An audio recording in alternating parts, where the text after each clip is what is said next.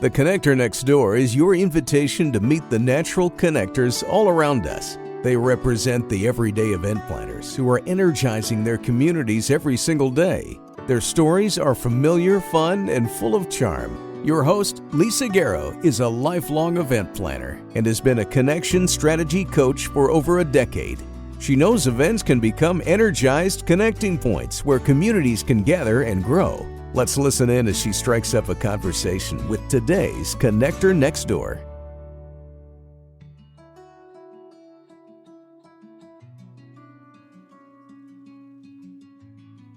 Kyle J. Mason is an experienced, award-winning Indigenous leader, change agent, speaker, and as you'll hear today, a natural connector. The son of Indian residential and day school survivors, Kyle grew up in the North End of Winnipeg, Manitoba, here in Canada. Kyle's family often struggled to make ends meet, at times struggled with secure housing, and had to make use of food banks and other social programs. Determined to succeed in life, Kyle avoided unhealthy life options and built a career that has empowered thousands. In the fall of 2008 was when Kyle and I first connected. Kyle had moved back to the North End of Winnipeg, where he launched the North End Family Centre. Under Kyle's 10 years of leadership, the North End Family Centre raised nearly $3.5 million in private donations, and the centre welcomed an average of 1,400 visits every month before he stepped away. It was in 2008 that I also started my brand new venture, an event planning and promotion company that would walk the planning journey with clients. Kyle gave me a tour of that empty space, and we knew it would become a vibrant community living room for those in Winnipeg's North End. How great to reconnect 12 years later to talk about his lifelong work as a connector. So good morning, everyone, and especially good morning to my old friend, Kyle Mason. What a pleasure to have you on my this is the inaugural episode of the Connector Next Door. And as I was really taking time to understand a little bit of my own journey, my own work of connection, and where that has brought me now, you kept coming to mind because our work together, ironically, the connector in you connected with me when I first started my business 12 years ago. And your vision was so compelling to me of the North End Family Centre and what you called the community living room, and this amazing vision that you had and since have lived out. But I want to start with a really simple question for you, Kyle. Tell us a little bit, I guess, where you're at now and what does connection mean to you? Well, first off, thanks for having me. I'm very excited to be here and feel very honored that I get to be the first guest on the first episode. So, very excited. And sorry, if you can repeat the question, that'd be great. Sure. I know that your life is just filled with connections. You are a natural connector. What does connection mean to you? Oh, connection. Well, it can mean a number of different things, but in terms of what we're talking about today, it's when either I can connect with somebody brand new that I haven't previously had a connection with, and get to know them and find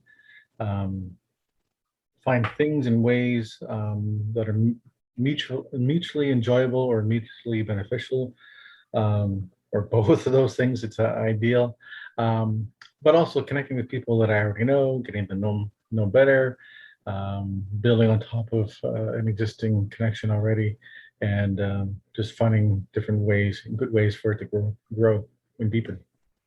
I think the idea of growth in those connections you've been such a great example to me in that it isn't just a connection for a one-time thing, or, you have started many things in the past. And I think as a natural connector, you have been somebody that has sparked all sorts of connections in your community.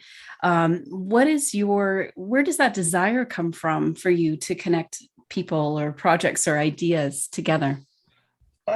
First off, I think it comes naturally. I think it's who I am.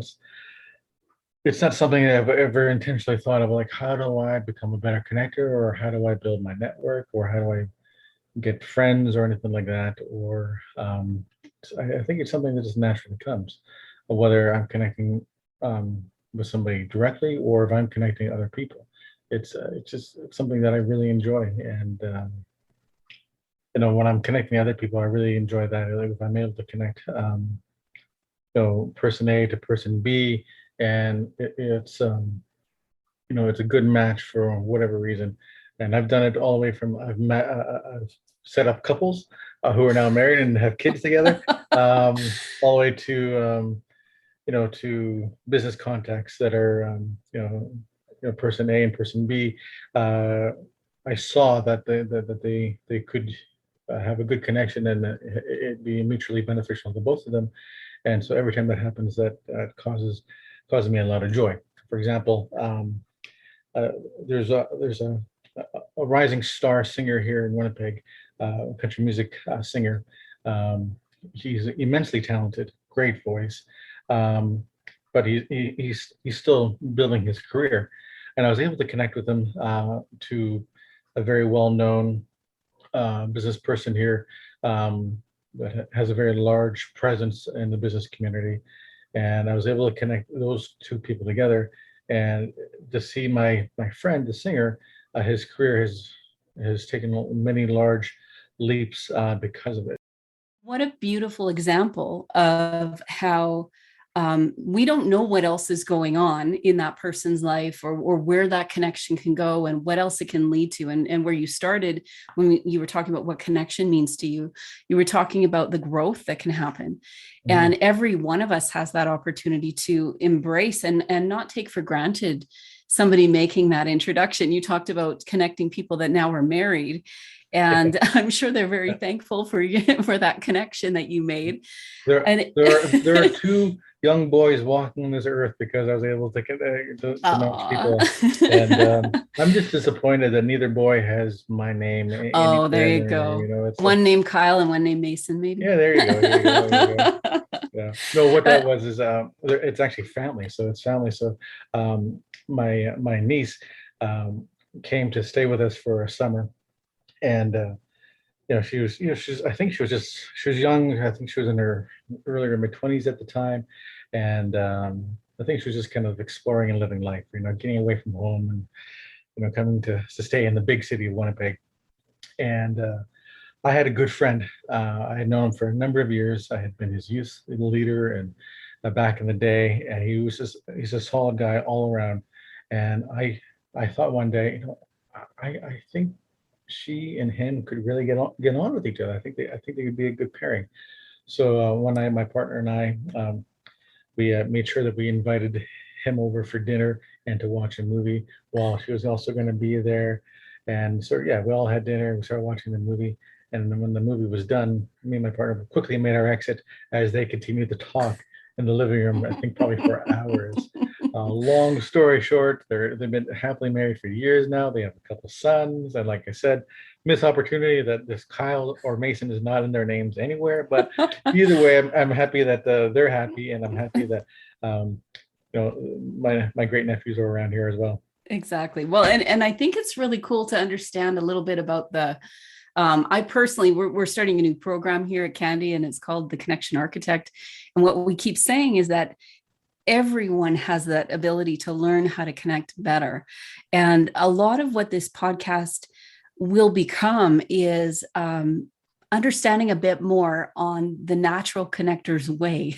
Where are you observing that those two people might be a great match? Where are you seeing that if we connected the community better in this way, there's these not just opportunities for business, but this opportunity for some kind of a bigger ripple effect in the community.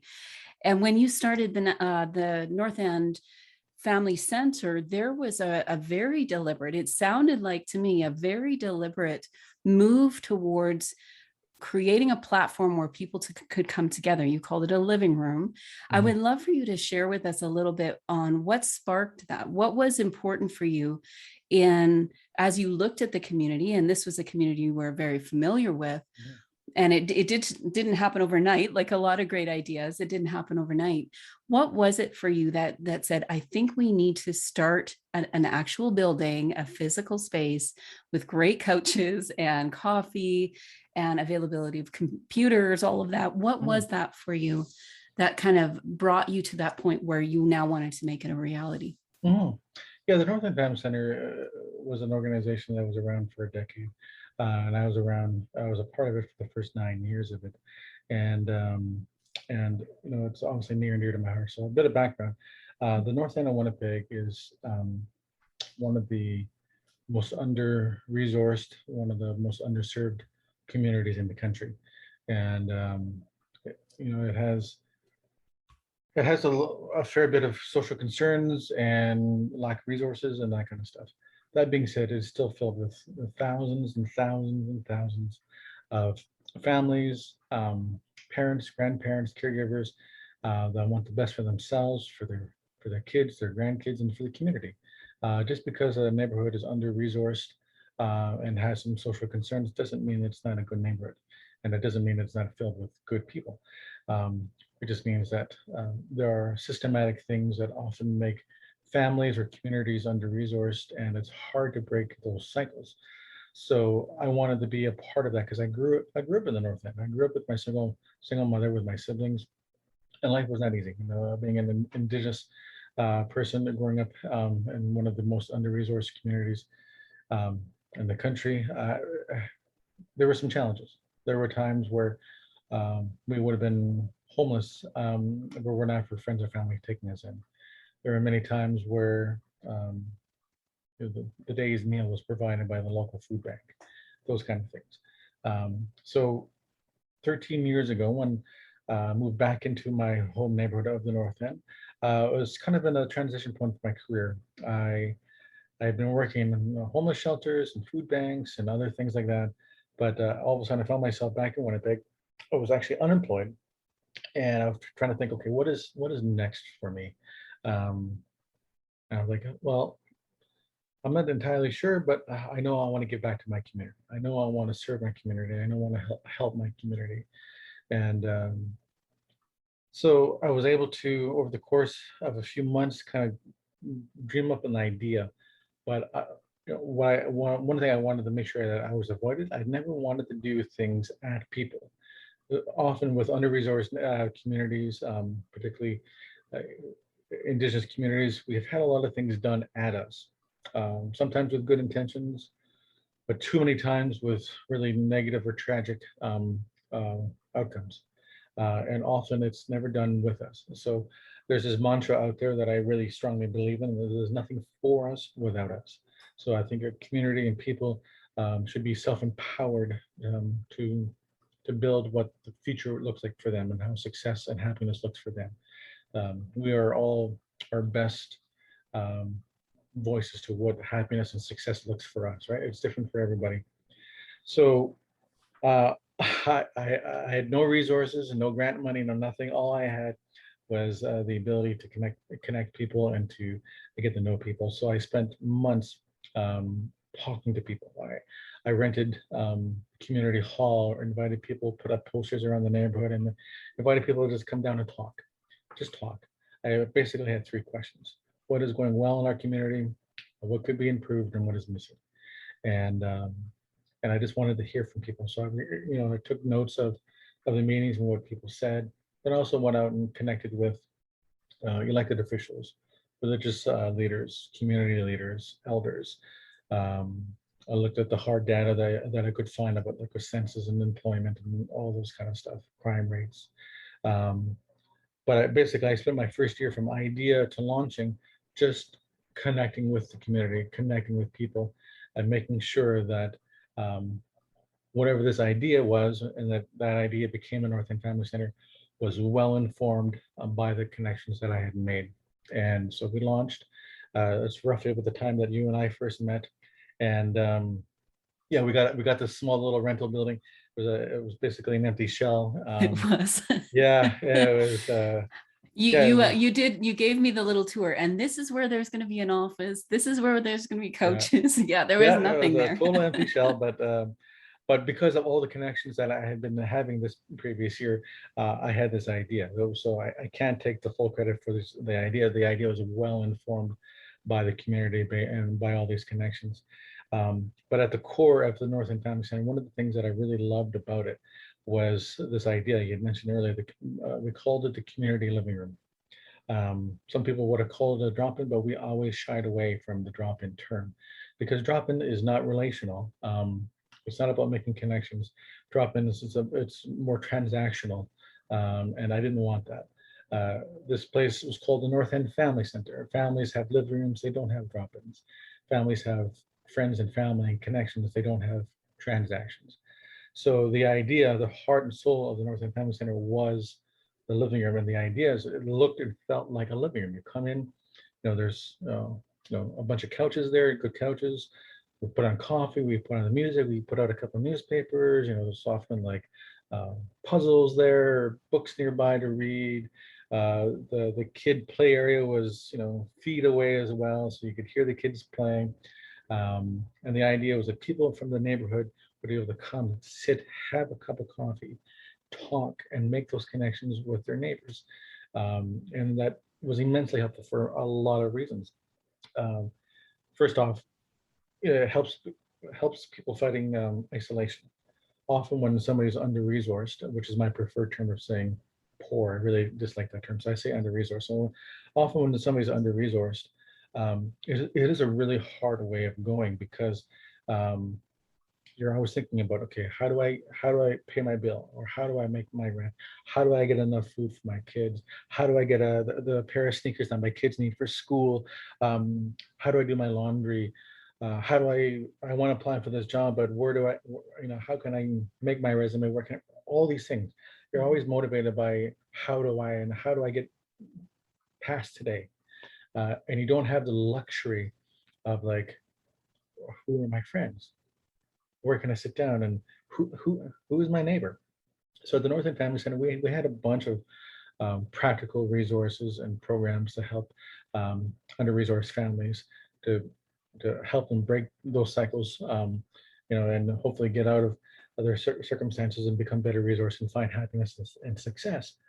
But we also quickly realized that you also need to look at the whole person. You need to look at them as human being with who needs friends, who needs family, who needs love, all that kind of stuff. And then so when you sit down and have a cup of coffee or something, that's a great equalizer. Because everybody can sit down and have a cup of coffee. Everybody has something to share. Everybody can talk about the latest news or the latest movie or whatever. And so it really helped with people's personal self-worth and fighting isolation. Also, it had ripple effects of like, if you know your neighbor, and you could see, say for example, if you saw somebody breaking into your neighbor's house or your neighbor's apartment, and like, oh, that's Betty's place. I better call the police because I just saw somebody break into Betty's place because I know that person doesn't live with Betty, all that kind of stuff. So it helps create a safer community when a community is better connected. And for them to know each other, I think some really incredible natural connecting points within that community. You mentioned even, I remember when you got in the washer and dryer and the conversation around, well, do you limit the number of loads? And somebody's putting a load in, and it's such a natural thing to sit down and read a book or, play with your kids or do something while the wash is washing. And even that just felt like such a natural point where you had to wait. It's like waiting for the bus. It's like waiting, waiting for someone to arrive or something. Sometimes the waiting, which I think maybe we've lost a bit of that charm of waiting too, because everyone has a phone, everyone has something to preoccupy themselves and doesn't always have someone to talk to, like really talk to. And what you had created with this, I remember the washer, because I know for myself when I had my kids and they were young and I had to go to a laundromat and I had my daughter in the backpack and I'm making friends, and not necessarily forever friends, but having great conversations with people at the laundromat. because everyone's waiting. Mhm. And at the time there was no cell phones, and there wasn't a whole lot to talk about, or social media to talk about, that we just talked about life and kids and whatever it was. And I think we've missed a little bit of what the actual living room means in our families even. Mhm.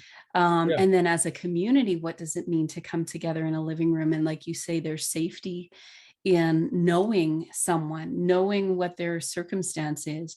But there's also opportunity in that too. And I remember there was a gal um, that was at a point now in her life and her recovery, and she was getting to know her daughter at that point. And I remember the value of her getting a driver's license, I think it was, and being able to go visit her daughter in another province. And I couldn't tell you the name or what exactly that situation was, but I remember being in your space and thinking, what an amazing ripple effect, that it isn't just about the people in your immediate North End community, but reconnecting with family, reconnecting with your children, reconnecting with who you are and what makes you happy and what you want in your future, dreaming again. All of those things can happen within that type of community, and the connections matter. Mhm. um, and sometimes connections can cause harm and hurt, and and the trust that is built when you're making better connections, and they're healthy connections, and then you start to trust again, and you start to trust again. Tell us maybe how that played out. You were there a decade, and what was that trust that was being built over time looking like for you, kind of as somebody that was leading a team and now leading, I think I forget the numbers that you were saying, but thousands of people that were coming through this community living room. What was that like for you, seeing the trust being built over time? Well, it was life changing for a lot of people who came and were part of our community at the North End Family Center, but it was also life changing for me. Um, a lot of social service organizations, again, good people doing good work, needed work, but again, it's often they're not set up for community. They offer a program, they offer service, the person accesses, and they go. I think that's what made the Family Center unique, is that we also looked at their community. And they became, like, we never used the terms patrons or clients. We always used community member or friend. And yeah, it was really nice to be able to see friendships build, or reconnections. Like a couple that really stand out to me. A couple people is there was these two elderly gentlemen who lived just around the corner from where the family center was, and they were lifelong buddies. They grew up in the neighborhood, all that kind of stuff, and they had two apartments basically across the street from each other. And so they both, I can't remember how, but they both found the living room, they found the family center, and they started coming daily, and they became kind of like two uncles in our community living room. Um, and then we noticed that one of the gentlemen, we started noticing some things with his memory and his ability, his some of his mental capacities and that kind of stuff.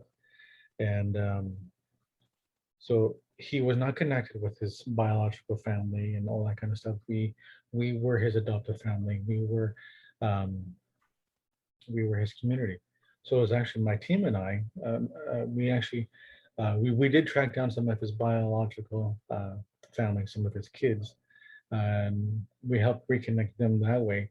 But we also helped this gentleman get into the proper care facility that he needed. So we helped him move there. Um, he had all the services and hands-on stuff that he needed. But at the same time, his best friend, his lifelong buddy, all of a sudden now is gone.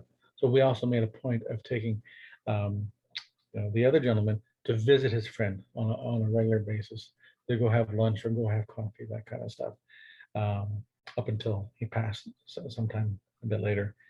But that other gentleman, so the buddy who was still with us, he now he found his best friend gone. So he actually kind of really got involved with the family center and with the community living room. He really became a member of our team. Never took a dime, so he was technically a volunteer, but he was often the first person who would meet me at the door as I'm unlocking in the morning, and often be the last person to leave. And he kind of took ownership of the living room. And his name was Brian.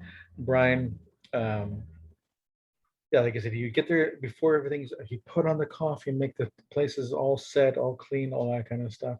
And he took it really seriously. I remember one day he came up to my office, and he's like, "Kyle, I need to apologize. I have a doctor's appointment this afternoon. I need to take a couple hours off, but I'll be back first thing tomorrow." I'm like, "Brian, no, it's okay. You go, you go to your doctor. You're totally allowed. Like, not paying you, like you're a volunteer." And but that's how seriously he took it. Like Yeah. he took it very, very seriously. And he did that up until he passed. And it was a real honor to have these two gentlemen, um, for them to be able to connect with each other there, to connect with the community. Their last few years of life were filled with friends from the community. Mm. They were beloved gentlemen in the community. And I had the honor of getting to know them and being their friends.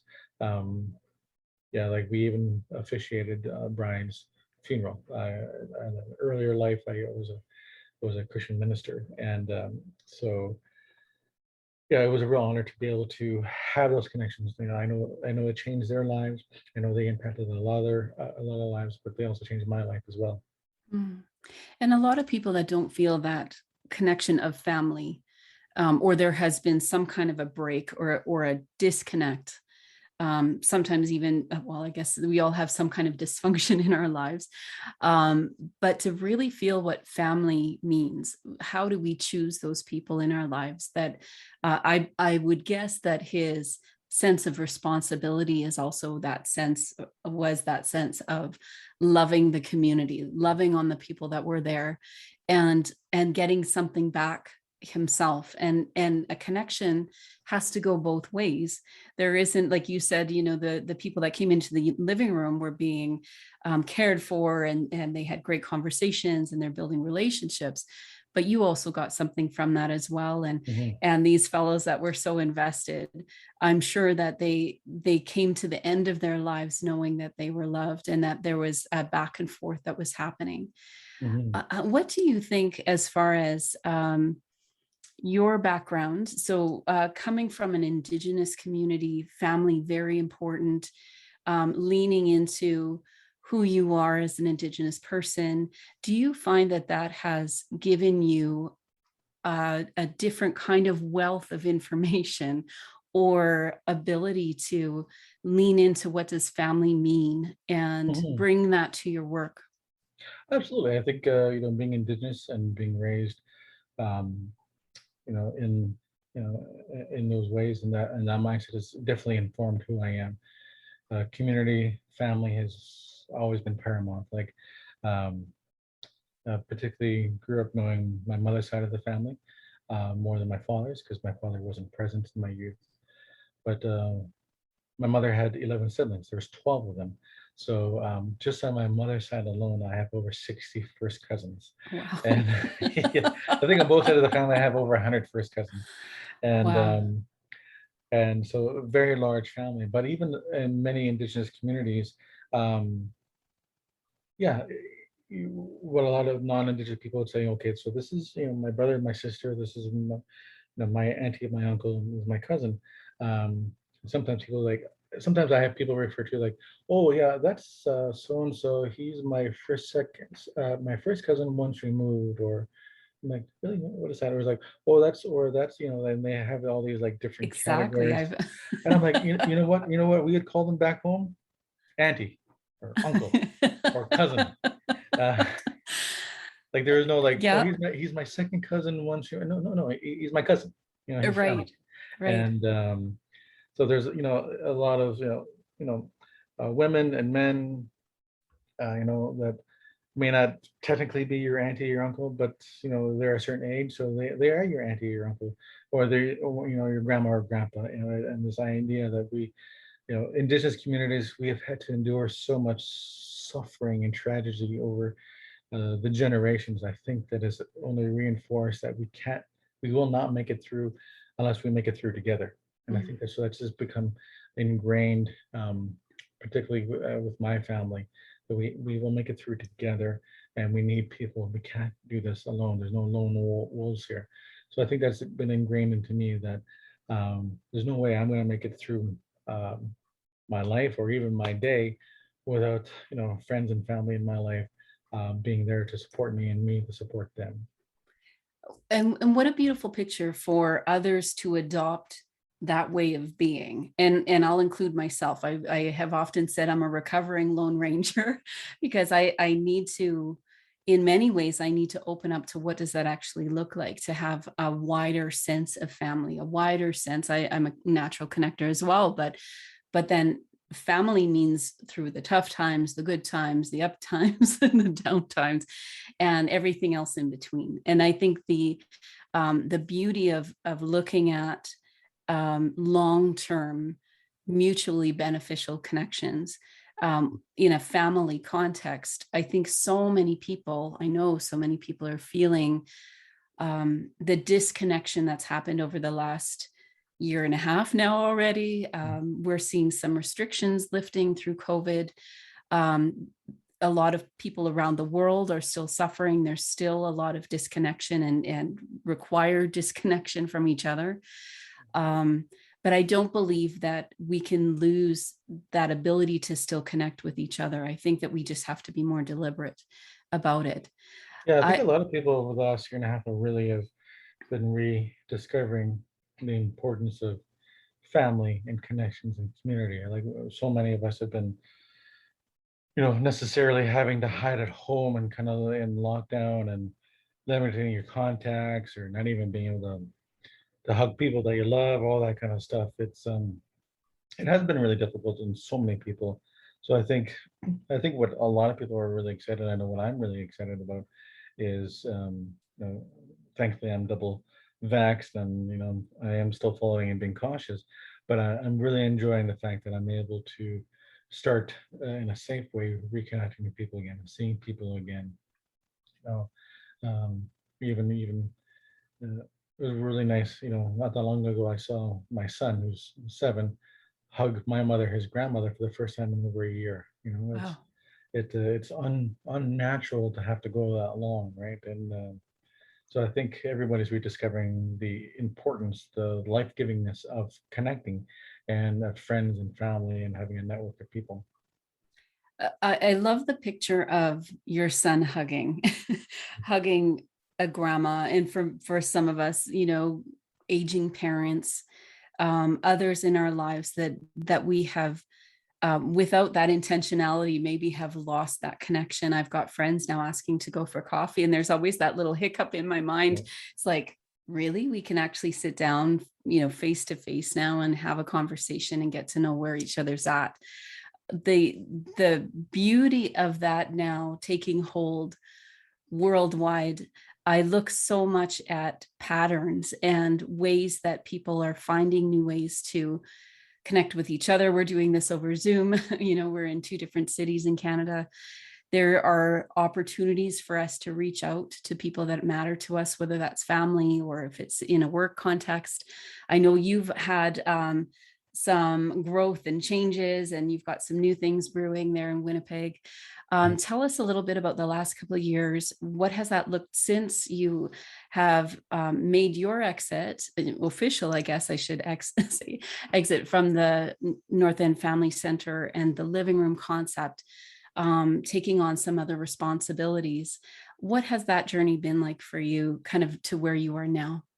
Yeah, it's been an interesting few years. It was what, 3 years ago that I stepped away from the North End Family Center.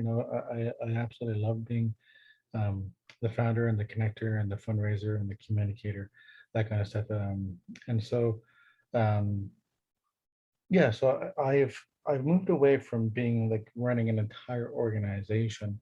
In the last few years, I've focused more on fundraising and communications, so fund development and that kind of stuff.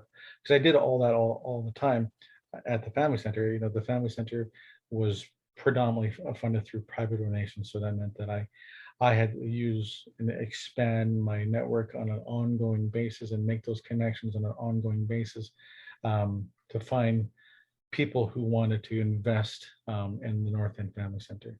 Um, so I just continue that in a different way for other organizations, but also, there's also people the last couple of years at the North End Family Center, I found people were reaching out to me, asking me for my advice on how to build an organization, or how to fundraise, or how to communicate, or even asking me to come speak at their events.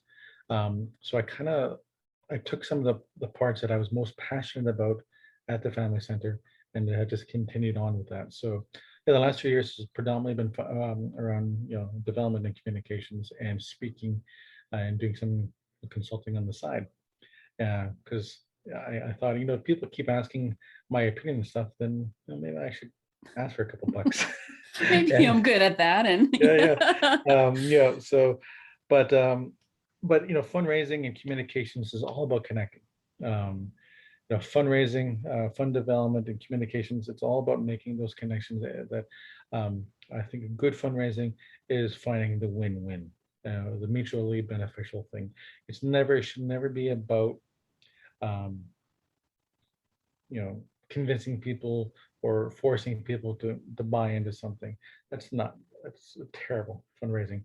A good fundraiser, a good communicator will install and share a vision and mission, and find that mutual connection. You say, Lisa, I know you're passionate about this. So I think, I think we'd love to have you get involved with this. And so that way you're helping to fund and run something that is near and dear to your heart, a cause or an idea or whatever. And over here, the people who actually have the boots on the ground doing it day to day need your help. They need your volunteer time, or they appreciate your financial support, all that kind of stuff. So they get to do what they want to do and what they're passionate about, and you get to help fund what you're passionate about. So it becomes a win-win. And so as a fundraiser, my job is to find those mutual connections, to find those people who want to buy in, who are just looking for an opportunity.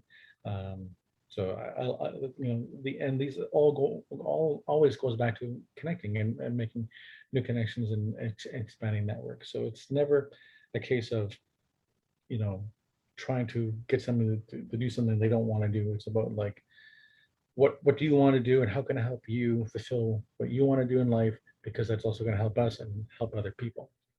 And seeing the big picture, I think it sounds like you have taken the community living room, the essence of that, into your fundraising work and consulting work, and encouraging people to meet each other. If you're meeting in someone's living room, chances are pretty good that you will have the real conversation. You're going to be looking at how to benefit the other person on the other side of the room and serve each other. And it sounds like that's something that you did when you were at the North End Family Center, but also that you've taken into your career now. Even with my style, if you want fundraising, is I want it to be very human. I want it to be very relational. I know there are fundraisers out there, this is step 1, 2, 3, 4, and this is when you do the ask, and this is how much you ask for, and it becomes a numbers game, and it becomes you forget that there's a person there.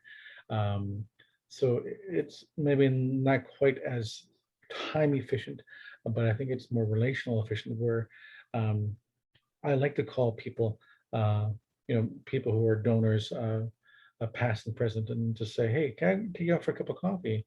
And there have been a few times where I sit down and like, okay, what are you looking for, Graham? I'm not looking for anything. I just want to sit down. I want to have a cup of coffee. How you doing? How's life going? How are your kids, or how's the work? All that kind of stuff. And a couple of times they've been like, oh, whoa, you're not here to ask for money. I'm like, no, I'm here to hang out because I enjoy That's so you. unusual. Yeah. I like you as a person, so let's get to know each other. And again, it helps build that relationship. It helps build that connection. Takes it from a transactional thing and makes it a very relational thing. And I do think that comes from like my upbringing and just my personality.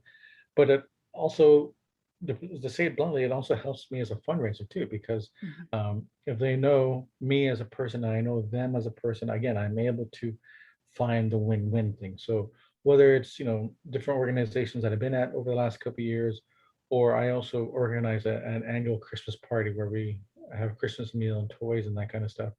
Um, I hope at this point people know that first and foremost, I care about them as an individual, but two, I'm not going to approach them about something unless I think uh, they're going to want to be involved. Right.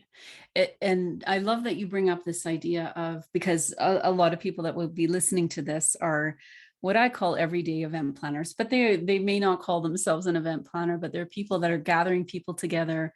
They are the ones that are the natural connectors that are saying, hey, let's get together and have a meal together. The value of that, whether you are looking for a connection personally or professionally, the lines get blurred. And I think that that's where we can have some fun and really lean into supporting each other in new and pretty dynamic ways. Before we say goodbye, this has been such a great conversation. I would love to hear your perspective on what the world would look like or feel like if there were more natural connectors like you in the world. I think it'd be a lot more friendly. I think it'd be a lot more relational. I think it'd be a lot happier. Too often we get distracted.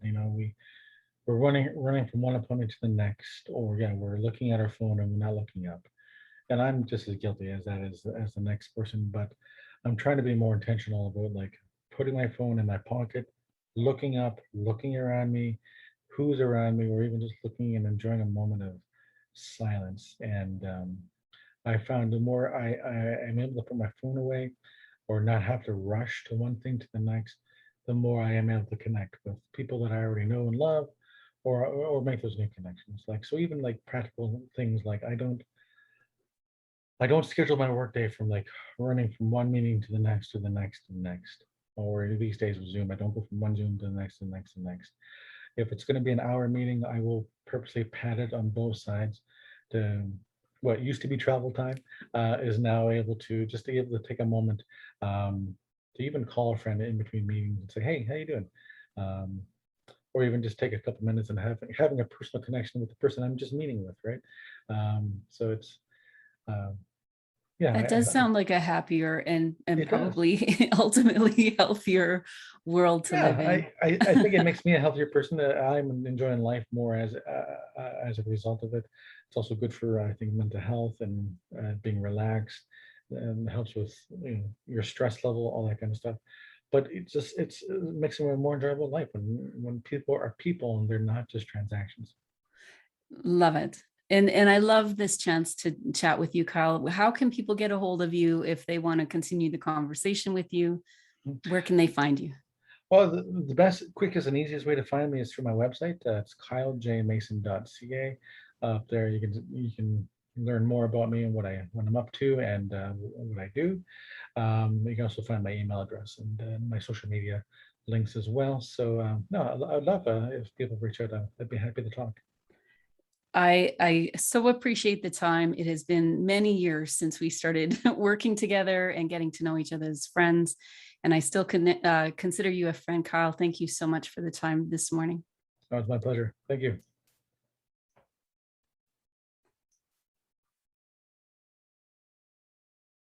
The Connector Next Door podcast is produced by Candy Event Consulting, where everyday event planners and their teams gain clarity, get connected, and grow in confidence. Subscribe at www.candyconsulting.ca to hear visits with everyday event planners who are putting connections first.